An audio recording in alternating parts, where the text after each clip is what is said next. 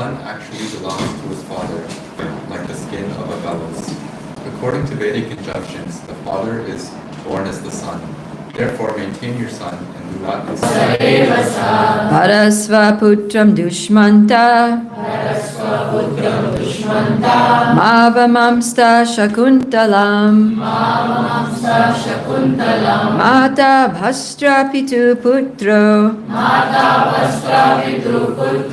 Yena jata sa eva saha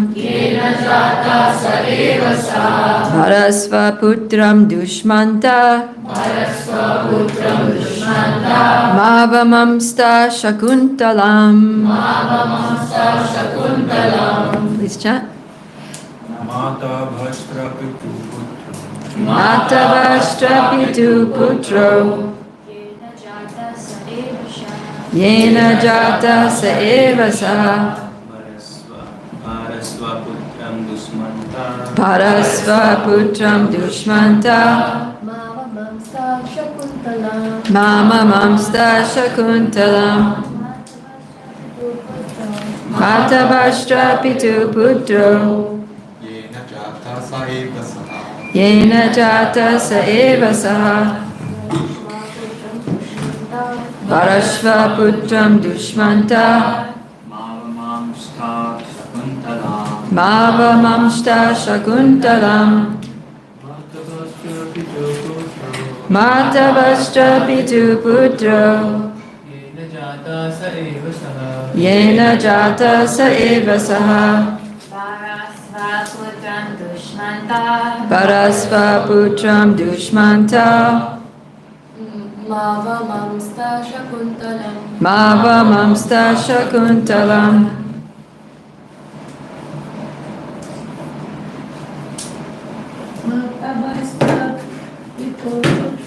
Mata bhastra pitu putro Yena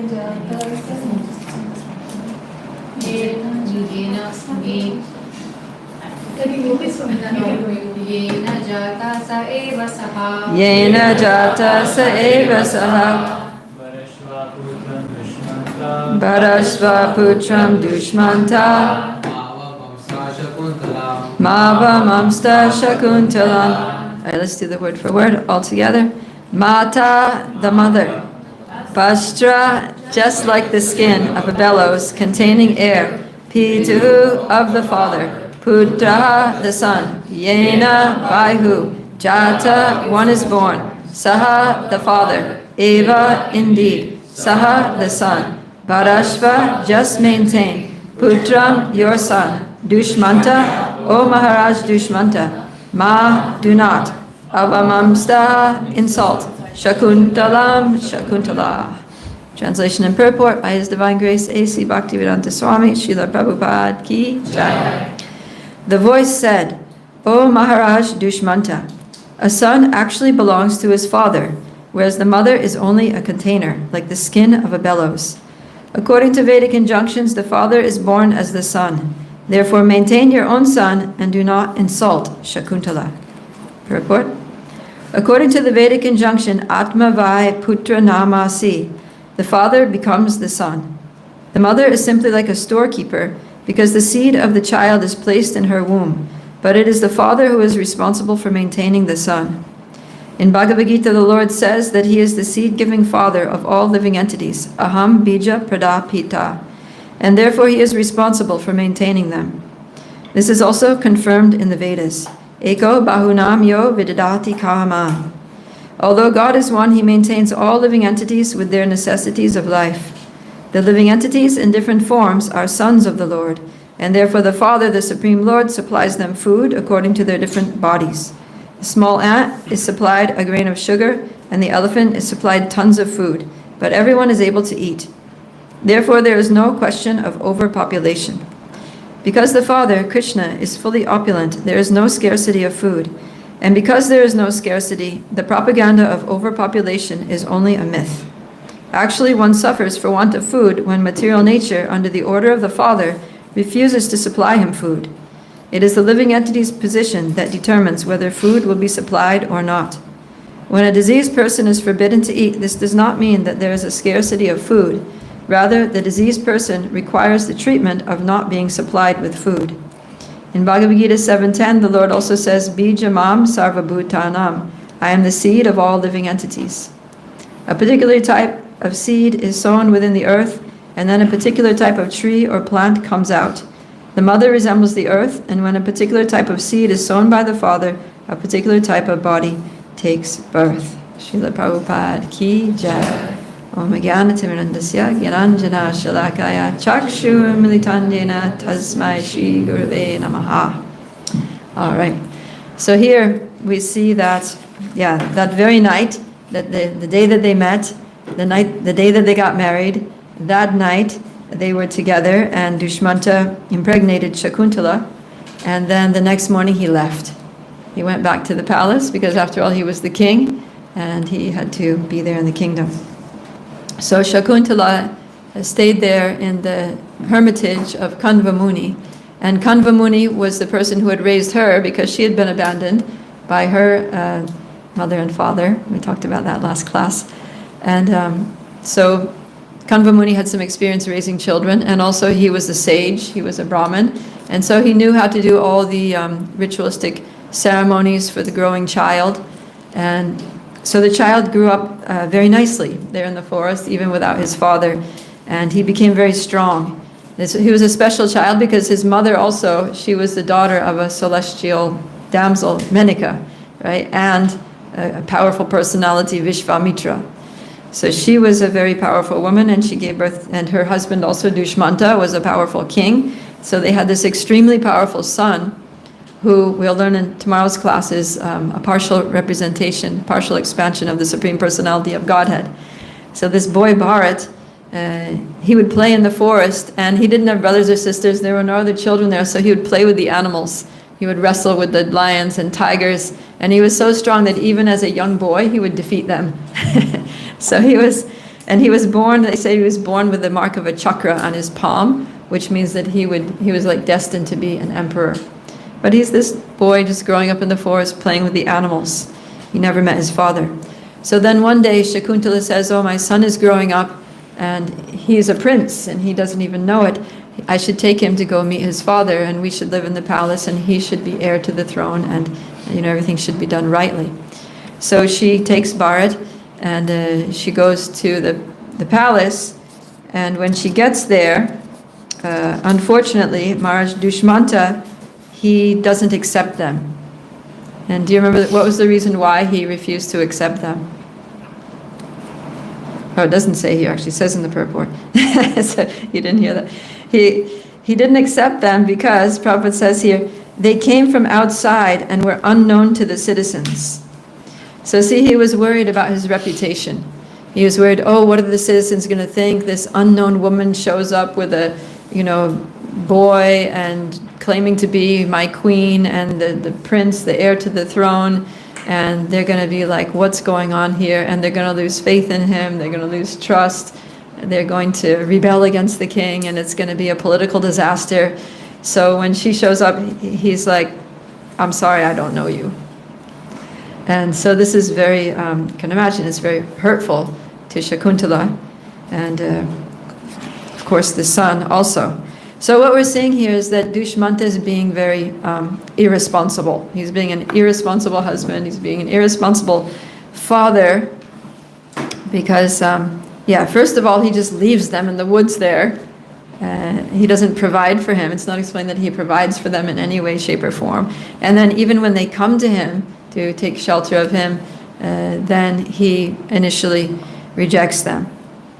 So here we have a powerful king who's essentially a good person. He knows religious principles, and he's behaving quite badly. So, there are actually other versions of this story, which maybe some of you know. Does anyone know other versions of this story? No? Oh, I'm surprised. Because there's this story is also mentioned in the Mahabharata, and there they try to make, these other versions of the story try to make King Dushmanta out to be more innocent. And so Mahabharata says that he forgot, right? I guess apparently time passed, several years had passed, and he just forgot. Of course, that's not very plausible, right? That he's going to fall in love with this woman and then just forget. And then, so then there's this poet Kalidas that's mentioned. He's mentioned a few places. He's a famous poet in the sort of Hindu tradition. And Prabhupada says he's a mundane poet. So in his version, this is the version of the story that I know. The only reason I know it is because, my kids were growing up in Krishna consciousness, and we were trying to find all, whatever Krishna conscious books and videos and things to entertain them so they didn't have to go for mundane things. And so we came across this Vedic story, which is from Mahabharata, from Bhagavatam, about Dushmanta and Shakuntala. But it happened to be the version of Kalidas, it's poet. So the way Kalidas depicts it, he uses some poetic license and he adds a lot of details that aren't in Bhagavatam. So he says that, so Shakuntala is there in the ashram of Kanva Muni, and Durvasa Muni comes along. And he's expecting, some hospitality.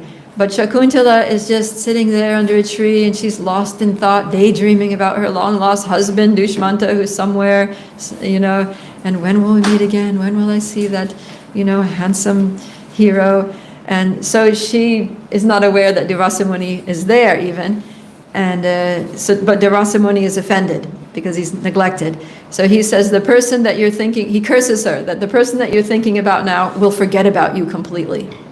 So she's like, oh no, this is terrible. My dear husband, the father of my son, is going to forget about me. Please, no, this can't be. Who's going to protect me?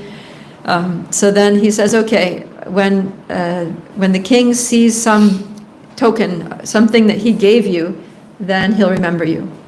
So she said, okay, easy, because the king gave me a ring, and when I go there, I'll just show him the ring, and he'll remember me. So then time passes, and she decides to go and meet her husband. So she takes the ring. So the way Kalidas tells the story is she's walking to the palace. She has to cross a river, and somehow or other she drops the ring into the river. And she's like, oh no, the ring is gone, what to do? Anyways, I'm sure he'll recognize me. We were so in love, he can't possibly have forgotten me. I haven't forgotten him. So she goes anyway, but then the king forgets her. And he's just like, I don't know this woman. She's a little crazy. Get her out of here. So then, according to Kalidas, a fish swallows the ring. She drops it in the river, a fish gulps it up. A fisherman catches the fish, he gets the ring, and he thinks, oh, all valuable things should be offered to our dear king. And so he takes it to the king receives the ring. As soon as he touches the ring, he remembers Shakuntala. He remembers that, he has a child by this woman, and she was the very woman and child that came to see him, and he sent them away, and then he feels really terrible. He calls for them, and then they live happily ever after. So that's Kalidas's rendition. And so you can see both Mahabharata and Kalidas's rendition, they make Dushmanta out to be innocent, right? He's a very pious person, he's a religious person, he didn't make any mistakes, he's flawless. There was a curse, it wasn't even his fault that she was cursed, and he just forgot. So now why would anyone add these details? Like, what is the human psychology here by which someone would not accept the actual version of the story? Yeah. I think people just to retain their faith in monarchy and the system that was in place at the time. Yeah, that's a good one, because it was monarchical system. Yeah. So you want the king to be good. You want the king to be pure. You don't want your king to be irresponsible, right? Yeah. Well, I think sometimes when these stories exist in popular community consciousness, people might have different versions of it that they'll argue back and forth with each other. Like someone might side with one character over another. So then someone might create a version that very focuses the narrative in the way they prefer to read it, and makes their favorite characters out to be perfect and sides everything in a certain way. Yeah, so we have that human nature that we want to have a hero that we can depend on, right? We want someone to be perfect, some powerful person to be perfect, to always do the right thing, to never let us down, never disappoint us. And so these poetic versions, they cater to that human desire, right? Because after all, it's all about marketing when it comes to mundane literature, right? You want people to read your book. right? That's why newspapers, they put all these sensational stories and things. Why? Because they want people to buy their newspaper, because it's a business. So like that, everybody wants to make money, be famous, and to do that you have to cater to what people want to hear.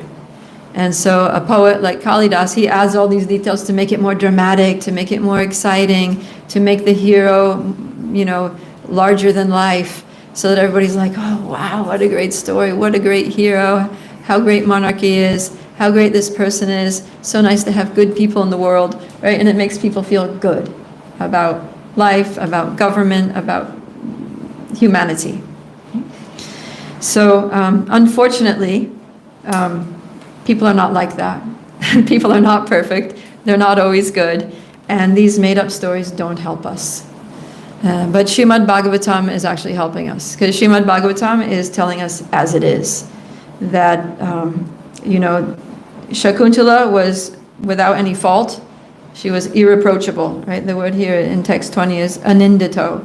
Ninda means offense or fault. It means that she didn't commit any offense. She was totally faultless, and yet she was rejected. And Prabhupada starts off the purport saying, Maharaj Dushmanta knew that Shakuntala and the boy were his own wife and son. He didn't forget. He was very conscious, very aware that these are, but because they were from outside and were unknown to the citizens, he at first declined to accept them. So,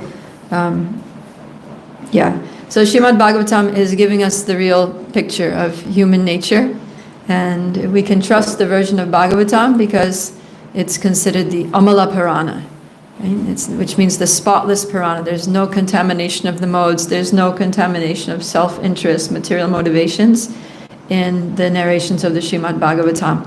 Whereas these other literatures, even Mahabharata, ever since the time, even at the time of Madhvacharya made a declaration that the Mahabharata is corrupted, and that the stories that are pastimes that are depicted in Mahabharata are not exactly how it is. Things are added to make it more interesting, to make it more exciting, to cater to the whims and desires of human beings that want to hear stories a particular way. Yeah. And so when it comes, and what to speak of Kalidas, that Prabhupada says is a mundane poet, and he just uses his poetic license to fabricate a drama that, you know, people like. So Srimad Bhagavatam is the Amala Purana. It's also called the Parama Praman. Praman means evidence. So whenever we are, we need authority to make a point, to make a philosophical point, or anything, a scriptural statement, then we need some praman. Right? Praman means, what is your authority? So if you make a statement, somebody says, what is your praman? That means they want to know, what is the scriptural authority for that statement that you just made? And so there are different levels of praman, and some are dubious, and some are very sure. And out of all of the different levels of praman, Srimad Bhagavatam is the highest. Right? Jiva Goswami says that it is the Parama Praman. It's the supreme Praman. It's the highest authority. If there's any contradiction between scriptures, that if there's a version of the story that says something different from what Srimad Bhagavatam says, we have to accept Srimad Bhagavatam's version. So we're seeing here that Srimad Bhagavatam's version is saying that no, this king knew that they were his wife and son, and he, in cold blood, rejected them. And so, yeah, so what is Bhagavatam teaching us here? That even heroes are sometimes irresponsible. Even religious people sometimes act selfishly. And even great leaders sometimes mistreat their dependents. Even good parents, good husbands sometimes neglect their wife and children. So, but Krishna takes care. And so, although the king rejected them, Krishna made an arrangement that this unembodied voice, right, the aha sharirane, the voice, asharirane means literally without a sharira. Sharira means a body. There's no body, there's nobody there, but there was a sound from the sky, right, K-Vak. And it declared that, O Maharaj Dushmanta, a son actually belongs to his father, and this boy is your son. and you need to maintain him and stop insulting Shakuntala. You're insulting your wife. You're acting really badly here. You're mistreating your wife, and you're denying what you know is true. So stop trying to hide it. Stop trying to, lie, and just accept the truth here. And everybody was there. Prabhupada says everyone heard this voice from the sky.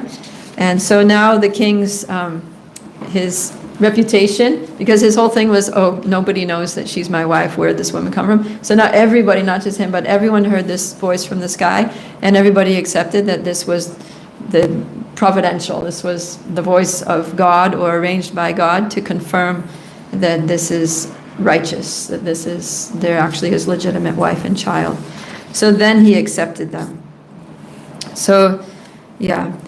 The point here is that ordinary people in this world may not always take care of us the way they should, but Krishna always takes care of us. Krishna is never irresponsible. He never acts selfishly. He never mistreats those who depend on him or take shelter of him. He's never negligent. And so even when other people in this world neglect us, abuse us, reject us, Krishna is always there for us. And he's always going to make it good. And in fact, the reason that he allows, there's a reason also why he allows others to, mistreat us. And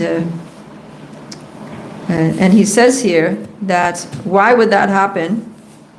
He gives the example of food. So, yeah, he talks about, in the purport to text 21, the one that we focused on, he says that the father is responsible for maintaining the children. So Srila Prabhupada is emphasizing that fathers need to be responsible. So that's the thing in society nowadays, is that, well, not only nowadays, but for a long time, is that sometimes the father will, get together and have a fling with some woman, she ends up pregnant, and he disappears. And so the man doesn't want to take responsibility for the child. And so Srila Prabhupada is saying that this, and Bhagavatam is saying that this is not right. Father needs to take responsibility. Actually, the child belongs to the father, because it's the father that gives the seed, which is carrying the soul, and that's the soul is the person. The mother receives that seed, and by her own body nourishes and creates a safe space for the fetus to grow into an embryo, into a child. So the father provides the soul, the mother provides the body, and the child is born. But the actual child is the soul, which comes from the father. So it's the father. The father is the prime person responsible for the for the care, the upbringing, the education, and everything for the protection of the child. But then Prabhupada says that in the first couple sentences of the purport, and then he goes straight into saying, but who is the actual father? And he quotes Aham Bija Pradapita, that Krishna is the seed-giving father of everyone. So again, it's this point that Krishna is actually maintaining everyone, Krishna is providing for everyone, and even if one's father is irresponsible, of course this doesn't justify a father being irresponsible, but even if one's father is irresponsible or is not capable of providing for the children, then Krishna will take care. Krishna is never negligent. Yeah. So what is the Bhagavatam teaching us here ultimately? Depend on Krishna. Depend on Krishna. Yeah, Krishna is our only shelter. Krishna Eka Sharanam. Nitai? Depend on Krishna to take care of you and to take care of the people Krishna gives you to take care of. Yeah, so he's not only taking care of us, he's taking care of them too. And he may be taking care of us through them, right?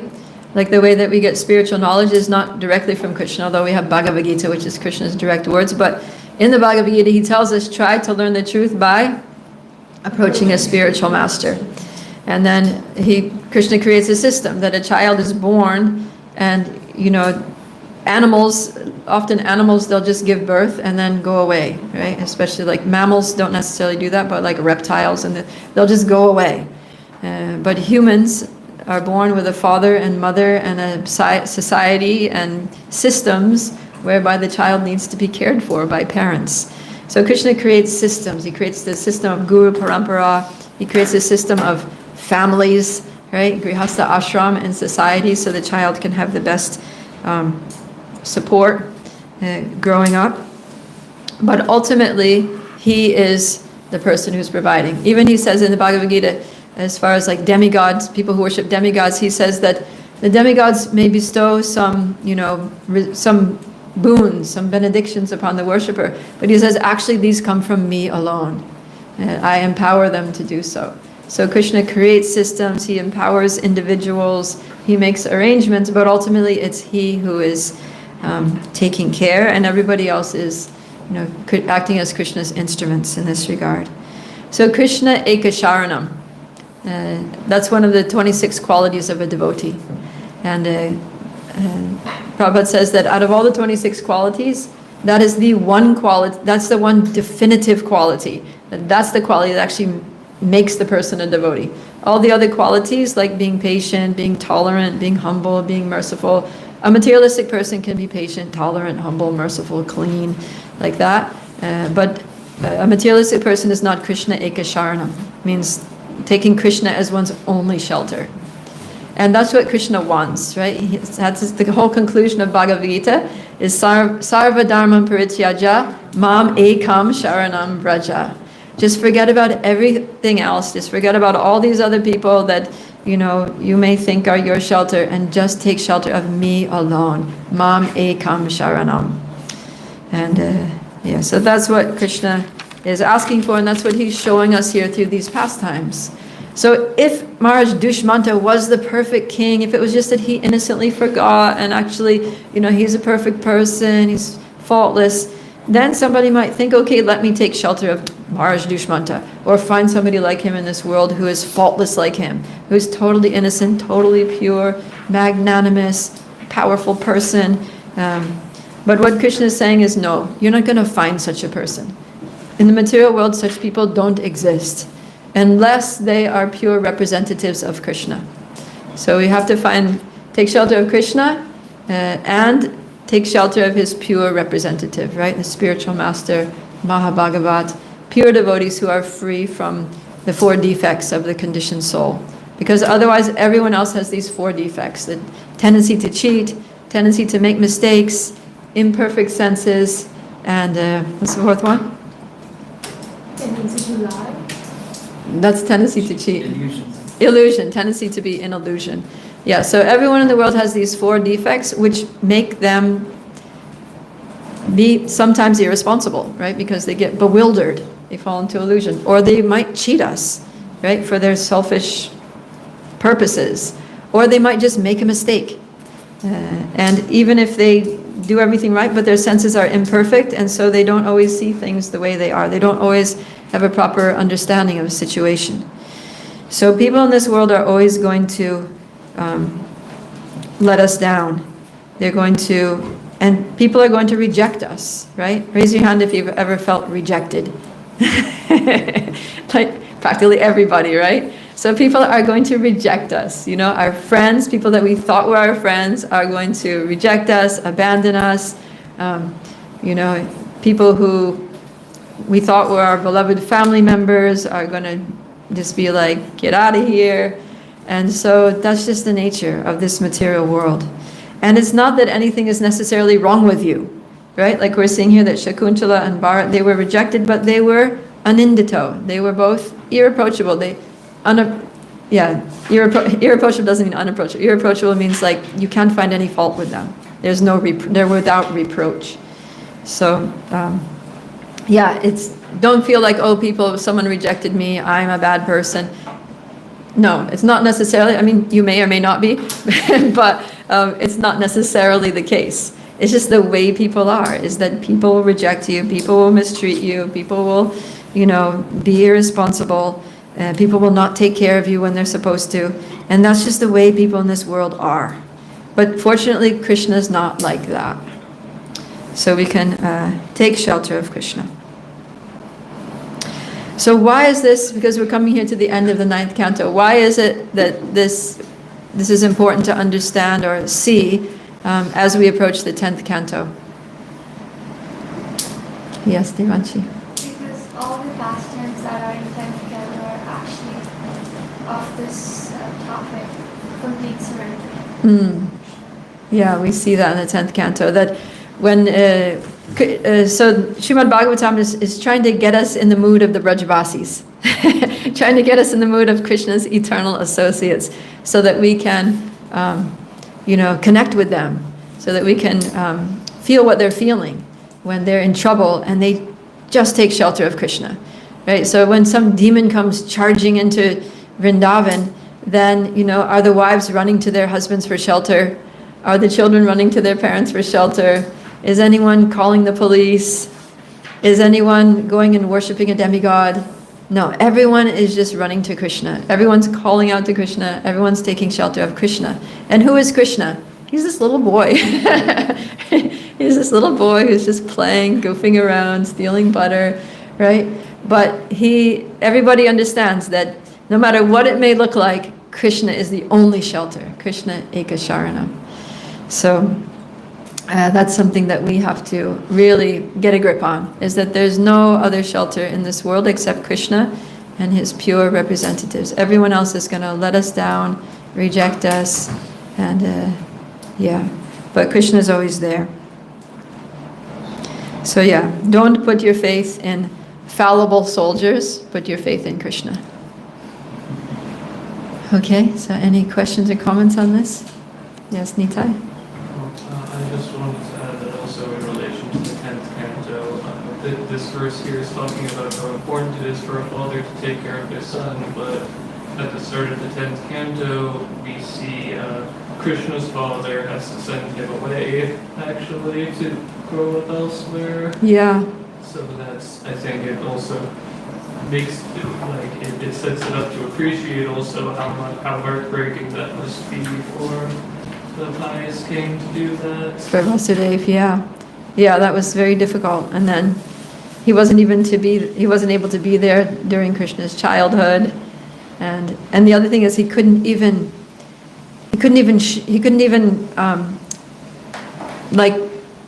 let there be any suspicion that Krishna was at all related to him. Right? When Nanda Maharaj went to Mathura to pay his taxes, he met with Vasudeva, went to meet him, and he just very vaguely inquired, how are things going in Vrindavan? Right? He didn't ask, how is Krishna doing?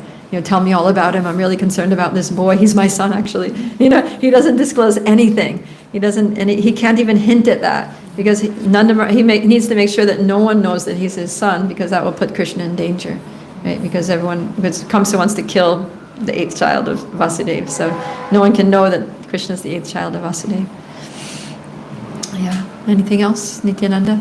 I have 2 questions. Mm-hmm. First is, when you said Krishna is maintainer, he takes care of everything as a father. Mm-hmm. And it reminds me of one pastime where there was a servant of Chaitanya Mahaprabhu, Kala Krishnadas. Yeah. He had a direct association of Mahaprabhu, but still he got into Maya. And Mahaprabhu rejected him later, or I'm not sure the exact story. But my question is, if Krishna is he's the father, and Mahaprabhu is most merciful, he could have delivered, and because he's giving Krishna prema to everyone, he could have given Krishna to him, but why would he reject him? Second question is, when we say Krishna is our only shelter, are we also talking about material aspect? Because I've seen some devotees and senior devotees as well, when they give advice that sometimes you have to take astrology into your thing to make something happen. Let's just do one question at a time, because they're different. Oh, yes, So first one, about this, so Lord Chaitanya had this servant who was traveling with him, that one, right? And then he got lured by these gypsy women. Is that the one you're talking about? Yeah, so there's these tribal women, the Bhataharis, and they were like gypsies, and they would lure, these women would go out and kind of seduce young men who were traveling into their camp, and then they would, kind of get them in their clutches and then rob him and take advantage of him in different ways. So that happened to Lord Chaitanya's servant. And Lord Chaitanya, I mean, he did take care of him because he went personally into that camp and he grabbed him by the shika. And he was like, well, what the heck are you doing? Have you lost your mind?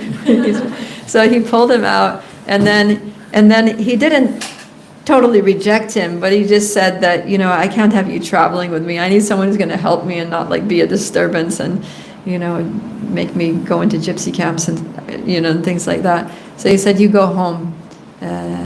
You know, so it's like obviously if a sannyasi's traveling with a servant, they need the servant is there to help them, not be a burden, not like someone they need to, you know, keep an eye on and discipline and bail out when they get in trouble. It's like he needs someone to help him.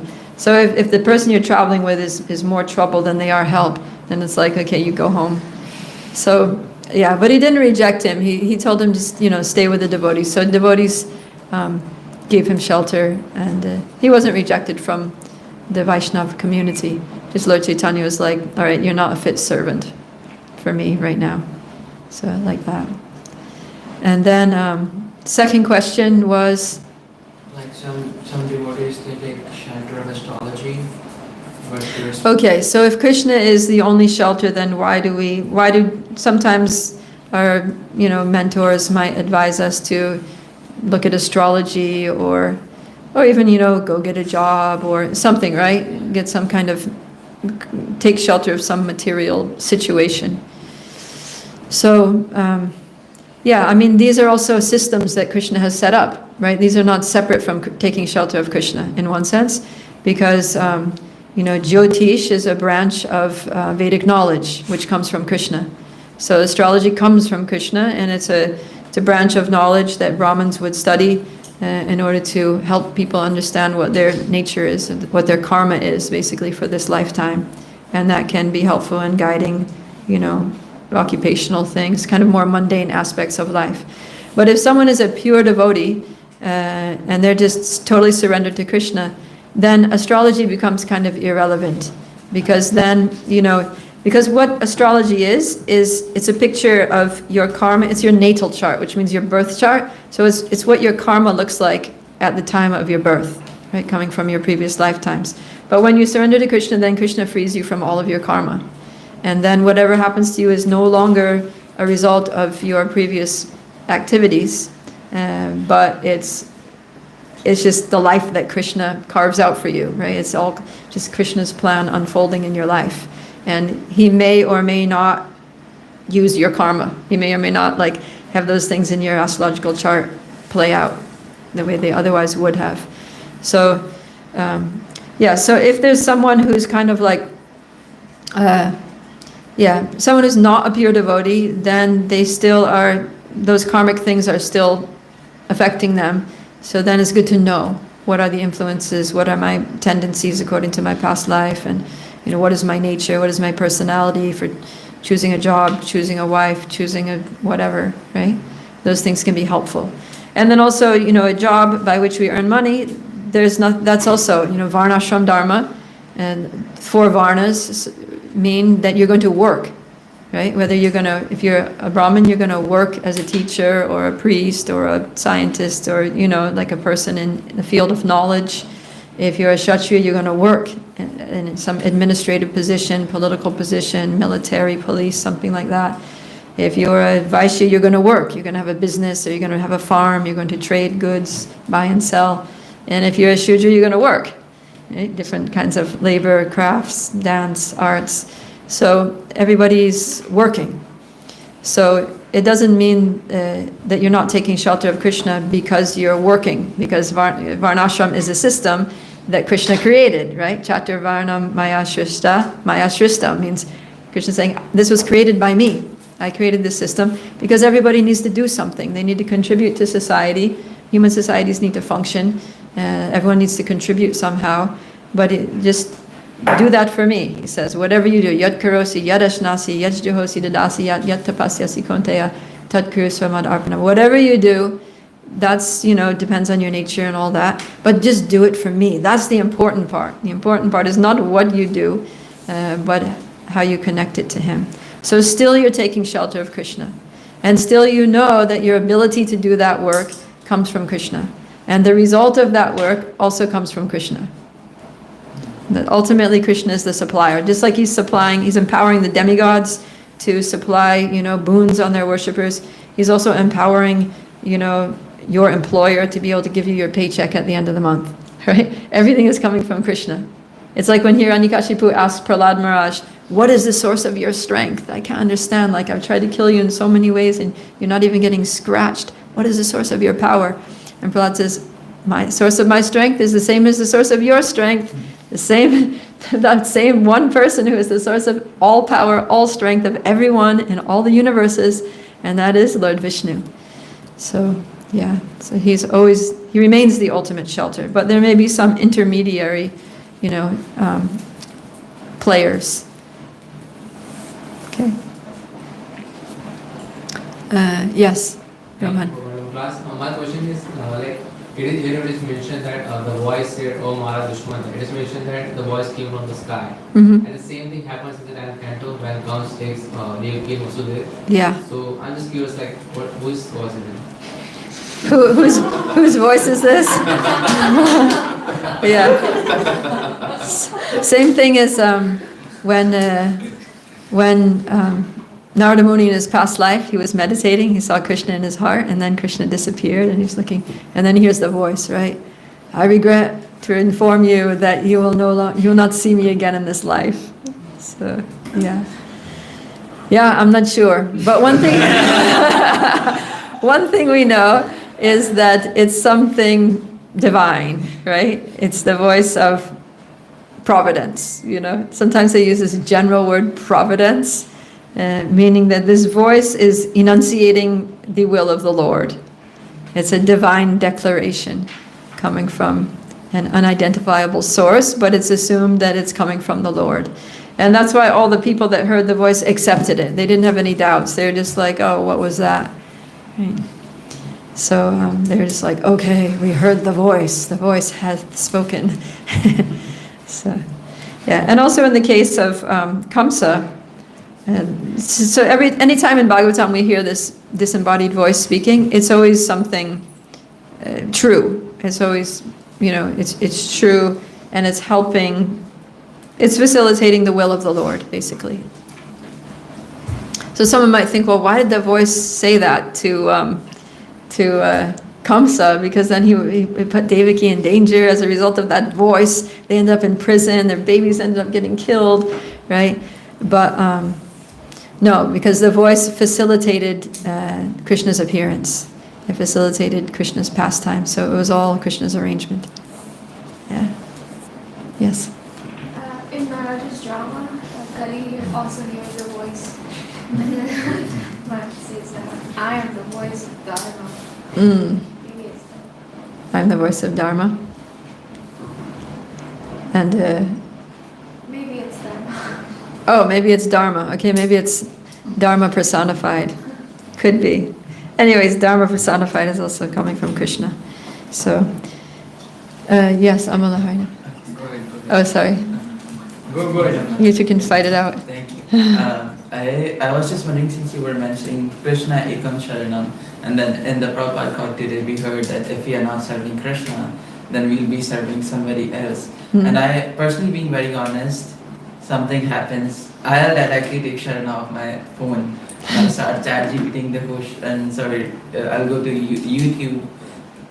It just helps me relieve my anxiety, but it actually doesn't help a lot. So what practical tips would you suggest so that we'll bring ourselves back that, okay, Krishna is maintaining this, that we dependent on, so that we stay dependent on Krishna, not on different things. Yeah. I mean, chant the holy names. Delete the app. Yeah. I mean, sometimes those things can be good for information, right? Like if you need to know something, you go to ChatGTP and it'll give you some information, or it'll help you summarize something, or it'll help you take something and put it in a different form. It can be helpful, right? So Yukta Vairagya, we can use these things in Krishna's service, but it's not that they're the ultimate shelter. They may provide an answer to a question or something like that, but it's not a shelter. You see what I mean? They're not what you're depending on for your life and your salvation, your liberation, and you know what I mean? Right? So for that, it's Guru and Krishna and the Vaishnavas. Okay, Mano? I just wonder like why nobody asked this question, but it's said that whereas a mother is only a container, like a skin of bellows, like how can we understand this, and why sometimes Shastras they use this very harsh language? Yeah, it looks like they don't like them. What is a bellow? Bellow is, This it's basically, yeah, that thing, but they use it to, it's like, yeah, to pump air. So there's like 2 handles here, and then there's an air thing there, and when you open it, it sucks air in. When you squeeze it, it blows it out. And they use it to make a fire go faster. So sometimes you're building a fire and you blow on it to make it go. So in the days when people depended on fire for cooking and all that, then they would have this bellows thing, so they didn't have to go and get a face full of smoke. They would just use the bellows, and it would pump a lot of air. Yeah, so the idea is that the bellows is an empty space inside, and then you squeeze it and the air comes out. So it's kind of like that, right? The child is inside the womb of the mother, so there's a space there where the child is, and then when the time is right, then the child gets pumped out, gets pushed out. So yeah, I mean it's just being very I don't know, it's just looking at it like machinery, like the body is a machine. So the problem, we get all sensitive to these things because we are on the bodily concept of life. We identify with the body. So when someone says something that seems to be about my body, then we take it personally. But we're not the body. The body's just a machine. So no one's going to get offended if, they say something about your car, like, yeah, the exhaust, it's just the exhaust pipe and it pumps out that bad air or something. Like no one's going to get offended. Oh, why are you saying that about my car? That's my car and that's me and I identify with, because we don't identify with the car in that way, right? So it's just talking about body parts, right? So yeah, there is a space there which is specifically designed to contain the embryo and nourish it and then push it out at the right time. So that's kind of what it is. It's not saying anything bad about women or women's nature. It's just saying that that's the machinery that the female body comes with, and that's the function that it does in reproduction, right? Is that okay? Oh, yeah. So nothing to get emotional about. Yeah, we all have our machines. Some are fast, some are slow, some do different functions. I always think, in terms of functionality, the female body is really well equipped. It's like, body can produce another body and make it, eyes and ears and mouth and heart and lungs, and somehow the female body has the equipment to be able to specialize and make all these different parts, and and then after when the baby's born, the female body, can provide food, the perfect food for the infant, and it's like, that's like some pretty good machinery, and that's like some pretty amazing equipment and nothing to scoff at. So, yeah, it's kind of like, you could look at the male body. Male body is like physically strong, like that. Maybe more rational intelligence is there. So it's kind of like, there's different vehicles, right? So some vehicles are powerful. Like if you've got like a ramped up truck with big tires and a big engine and it makes a lot of noise and it can or a tractor or something like that. It's like the machine is made for a certain type of work or a certain kind of, transportation or activity or something. And then you've got a sports car that's not very strong, but it looks good. Right? Or you've got like a stretch limo that, is not very fast and is a gas guzzler, but it's got all these things inside, right? That are like really, convenient or, comfortable or something like that. So it's all just machinery. And so different machines are suitable for different, you can use a different vehicle for a different purpose. You're not going to use a sports car to plow a field. You're going to use a limo or a van to race on a racetrack. You know what I mean? So there's different vehicles for different purposes, and we all have our different vehicles because we get our bodies according to our consciousness from previous life, and Krishna gives us exactly the body that we need to fulfill the purposes that we need to work on in this lifetime. So we shouldn't think, there's anything wrong with our bodies. We should just be like, okay, this is what I got because this is what I need, right? And that point is also made here, that if there's some scarcity or there's some, what you consider a disadvantageous situation in your life, then, is there something wrong? Does that mean that Krishna is not taking care of me? Does that mean that Krishna gave me the short end of the stick? No. It means that that's what we need. So he gives the example here that, well, if Krishna's providing for everyone, why is it that some people don't have food? Why is it that some people, there's famine, there's poverty, and some people don't have, the basic necessities of life? So Prabhupada says that actually one suffers for want of food when material nature, under the order of the Father, refuses to supply him food. It's not that Krishna is not capable of giving that person food, but that person needs to go through an experience of want, right? Experience of lacking something. And just like he gives the example, a diseased person is forbidden to eat, doesn't mean that he doesn't have food to eat, that there's a scarcity of food, but the diseased person requires the treatment of not being supplied with food. So if somebody is short of money or short of something, it's not that Krishna is poor. It's not that Krishna's treasury ran out. It's that person needs to go through the experience of poverty because they need to learn a valuable lesson through the experience that's going to help them in their spiritual life. That's going to help them grow, become purified, become humble, or whatever it is. Krishna knows. We don't know, but Krishna knows.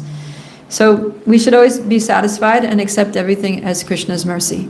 Whatever we have or don't have, whatever body we have, whatever mental faculties, whatever situation, relationships, Krishna's controlling everything and he's our best friend. So whatever the situation is, it's the best thing for us, and we just need to trust Krishna and take shelter of Krishna, see everything as Krishna's mercy, and be satisfied and happy.